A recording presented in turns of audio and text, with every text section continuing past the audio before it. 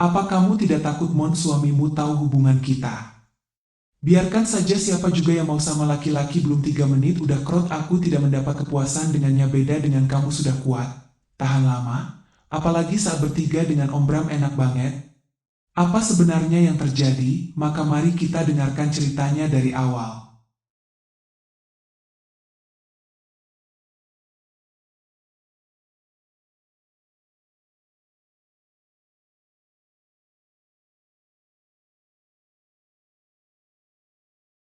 Jamroni adalah pria jujur yang percaya bahwa persahabatan adalah segalanya. Ketika sahabat karibnya, Macentol, bangkrut dan tak punya tempat berteduh, Jamroni membawanya masuk rumahnya tanpa curiga sedikitpun. Ia bahkan sering meninggalkan Macentol berdua dengan istrinya, Monacrot, saat ia harus lembur di kantor. Namun, di balik sikap santunnya, Macentol mulai menggoda Monacrot dengan kata-kata manis yang tak pernah didapatnya dari Jamroni. Perlahan tapi pasti, Monacrot menyerah pada nafsu. Ruang tamu yang dulunya hangat, kini menjadi saksi bisu kemesraan terlarang mereka setiap kali pintu depan terkunci. Kejahatan di rumah itu ternyata punya saksi mata. Om Bram, ayah kandung Jamroni yang tinggal di sana, mengetahui segalanya. Suatu malam, ia memergoki Monacrot dan Macentol di dapur. Bukannya marah demi membela kehormatan anaknya, Om Bram yang menyimpan sisi gelap justru melihat ini sebagai kesempatan. Ia memeras Monacrot, layani aku seperti kau melayani Macentol, atau rahasia ini sampai ke telinga Jamroni besok pagi. Monacrot terjepit dalam lingkaran setan. Ia kini harus melayani nafsu bejat selingkuhannya sekaligus mertuanya sendiri, demi menutupi satu lubang dosa. Ketegangan di dalam rumah Jamroni tidak lagi bisa disembunyikan di balik senyum palsu. Suasana yang dulunya hangat, kini terasa dingin dan mencekam seolah-olah dinding rumah itu sendiri menyimpan rahasia yang menyesakkan dada. Jamroni, yang biasanya tidak terlalu memperhatikan hal-hal kecil, mulai merasa ada sesuatu yang sangat salah. Semua bermula saat Jamroni pulang lebih awal karena badai di luar kantor. Saat memasuki rumah, ia mendapati suasana sangat hening. Namun ia mencium aroma parfum pria yang sangat menyengat di lorong menuju kamar mandi, bukan parfum miliknya, melainkan aroma kayu manis yang sering dipakai oleh Macentol. Saat ia mengetuk pintu kamar mandi, Monacrot keluar dengan wajah pucat pasi dan rambut yang sedikit berantakan, sementara Macentol muncul dari dapur dengan alasan sedang mengambil air minum dengan napas yang memburu. Kecurigaan Jamroni semakin menebal ketika ia memperhatikan interaksi antara istrinya dan ayahnya sendiri, Om Bram. Suatu malam, ia melihat melalui celah pintu kamar, Om Bram sedang membisikkan sesuatu ke telinga Monacrot di ruang makan. Wajah Monacrot tampak penuh ketakutan dan air mata, namun ia tidak melawan. Jamroni yang melihat itu merasa jantungnya seperti diremas. Ada sebuah konspirasi gelap yang terjadi di bawah atapnya, melibatkan dua pria yang paling ia percayai dan satu wanita yang paling ia cintai. Puncaknya adalah saat Jamroni menemukan sehelai kain milik Macentol tertinggal di bawah tempat tidurnya saat ia sedang mencari kunci cadangan. Di saat yang sama, ia mendengar tawa sinis Om Bram dari ruang tengah, seolah-olah mengejek ketidaktahuan Jamroni. Bangkai yang ditutupi rapat pun akan tercium juga, batin Jamroni dengan tangan mengepal. Ia menyadari bahwa rumahnya bukan lagi tempat berlindung, melainkan sebuah panggung sandiwara menjijikan di mana ia adalah satu-satunya orang yang tidak memegang naskah. Dengan tekad yang bulat, ia memutuskan untuk berhenti menjadi penonton yang bodoh dan mulai merencanakan sebuah pengungkapan yang akan menghancurkan segalanya. Rasa sakit di hati Jamroni kini telah berubah menjadi dingin yang membeku. Ia tidak lagi meledak-ledak. Sebaliknya, ia menjadi sangat tenang, ketenangan yang mematikan. Ia sadar, untuk menghancurkan para pengkhianat ini, ia butuh bukti yang tidak bisa dibantah. Maka, ia menyusun sebuah skenario matang yang ia sebut sebagai perjalanan dinas mendadak. Pagi itu, di meja makan, Jamroni mengumumkan bahwa ia harus pergi keluar kota selama 3 hari untuk urusan proyek besar. Ia melihat kilatan lega di mata Monacrot dan senyum tipis yang disembunyikan Macentol di balik cangkir kopinya.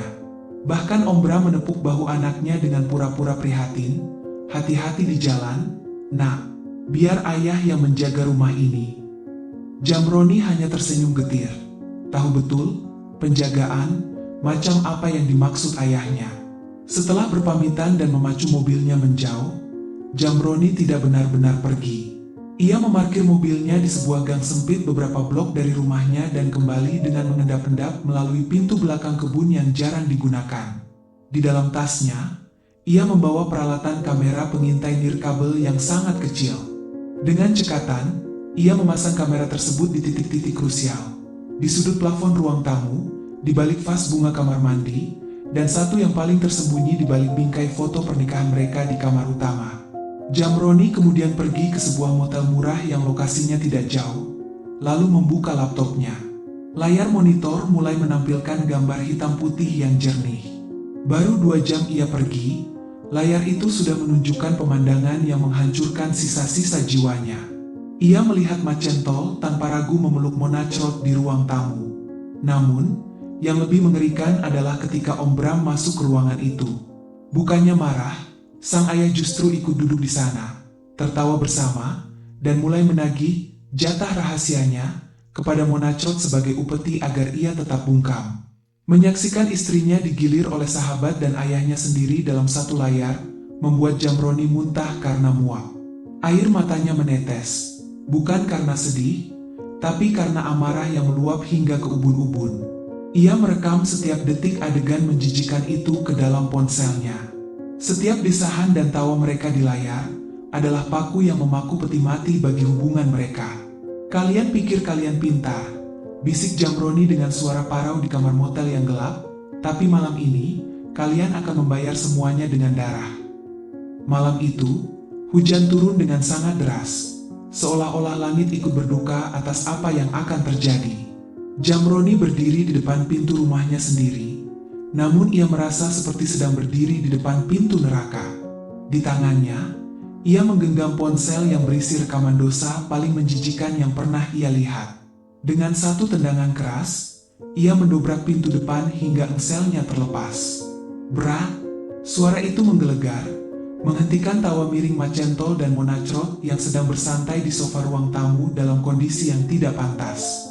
Di sudut ruangan, Om Bram sedang menyesap kopi dengan santai, namun langsung tersedak melihat anaknya berdiri di sana dengan mata merah menyala dan napas yang memburu. "Jamroni, kenapa kau sudah pulang?" tanya Monachrot dengan suara bergetar, mencoba menarik kain untuk menutupi tubuhnya. Tanpa sepatah kata pun, Jamroni berjalan menuju televisi besar di ruang tamu. Ia menghubungkan ponselnya ke layar. Seketika, video perselingkuhan mereka terputar dengan volume maksimal. Suara desahan dan percakapan kotor mereka memenuhi ruangan, memantul di dinding-dinding yang selama ini menyimpan rahasia itu. Monachrot menjerit histeris, menutup telinganya sambil bersimpuh di lantai. Macentol mencoba berdiri dan melawan, namun sebelum ia sempat bergerak, sebuah tinju mentah dari Jamroni mendarat tepat di rahangnya, hingga ia terpental menabrak meja kaca. Prang! Meja itu hancur berkeping-keping. "Ini yang kalian lakukan saat aku bekerja mati-matian?" teriak Jamroni, suaranya parau karena amarah. Ia kemudian berbalik ke arah ayahnya. Om Bram mencoba berdiri dengan kaki gemetar. "Nak, dengarkan ayah, ini semua hanya salah paham." "Salah paham?" Jamroni meludah ke arah kaki ayahnya sendiri. "Kau adalah iblis yang menyamar jadi manusia, ayah. Kau menggunakan rahasia ini untuk merusak istrimu sendiri, menantumu sendiri." Perkelahian hebat pecah di ruang tamu. Jamroni menghajar Macentol tanpa ampun, membalas setiap detik pengkhianatan dengan hantaman keras hingga darah segar membasahi karpet ruang tamu. Monachrot hanya bisa menangis meraung-raung, menyadari bahwa hidupnya, martabatnya, dan rumah tangganya telah menjadi debu. Setelah semuanya babak belur, Jamroni berdiri di tengah ruangan yang hancur berantakan. Ia memandang ke arah 3 orang yang paling ia cintai, namun paling menghancurkannya itu dengan tatapan kosong. "Rumah ini bukan lagi milik kalian. Mulai malam ini, kalian mati bagiku." Jamroni melangkah keluar ke tengah hujan, meninggalkan mereka semua dalam kehancuran yang mereka buat sendiri. Pengkhianatan berdarah itu telah mencapai puncaknya, menyisakan luka yang tak akan pernah kering seumur hidup.